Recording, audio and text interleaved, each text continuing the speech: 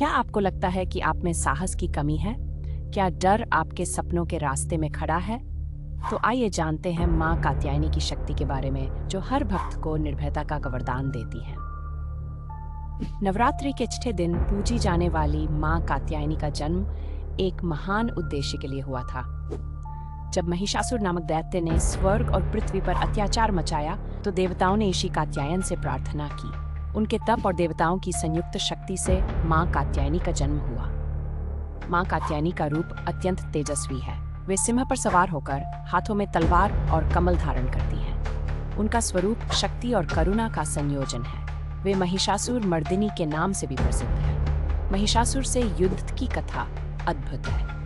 यह दैत्य अपने रूप बदलने की शक्ति रखता था। कभी भैंसा, कभी सिंह, कभी मनुष्य का रूप धारण करता था। परंतु माँ कात्यायनी ने अपने दिव्य अस्त्रों से उसके हर रूप को परास्त किया।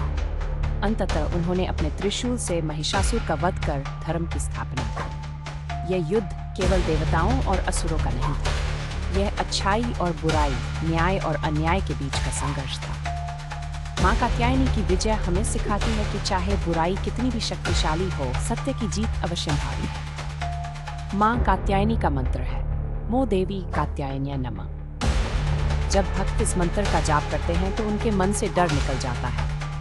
माँ अपने भक्तों को मानसिक शक्ति देती है। वे हमें सिखाती है कि सच्चा आत्मविश्वास तब आता है जब हम धर्म के पथ पर चलते हैं। आज के युग में भी माँ कात्यायनी की शिक्षा प्रासंगिक है। जब हम जीवन में कठिनाइयों का सामना करते हैं तो उनकी शक्ति हमें निर्भय बनाती है। परीक्षा हो, नौकरी का इंटरव्यू हो या कोई भी चुनौती, माँ का आशीर्वाद हमें साहस देता है। माँ कात्यायनी सिखाती है कि डर केवल मन का भ्रम है। जब हम सत्य के साथ खड़े होते हैं तो कोई भी शक्ति हमें हरा नहीं सकती।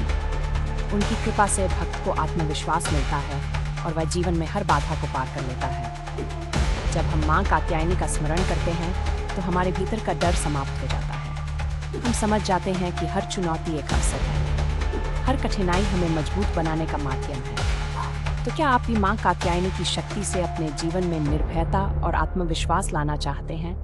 उनकी भक्ति करें, उनके आदर्शों को अपनाएं और देखें कैसे आपका जीवन साहस और सफलता से भर जाता है। अगले एपिसोड में हम जानेंगे नवरात्रि के 7वें दिन पूजित माँ कालरात्रि की दिव्य कथा, जो हमें सिखाती है कि भय का अंत ही आत्मिक शक्ति और सच्चे कल्याण की शुरुआत है। ऐसे ही और गहरे सवालों और कहानियों के लिए लाइक, शेयर और सब्सक्राइब करना न भूलें।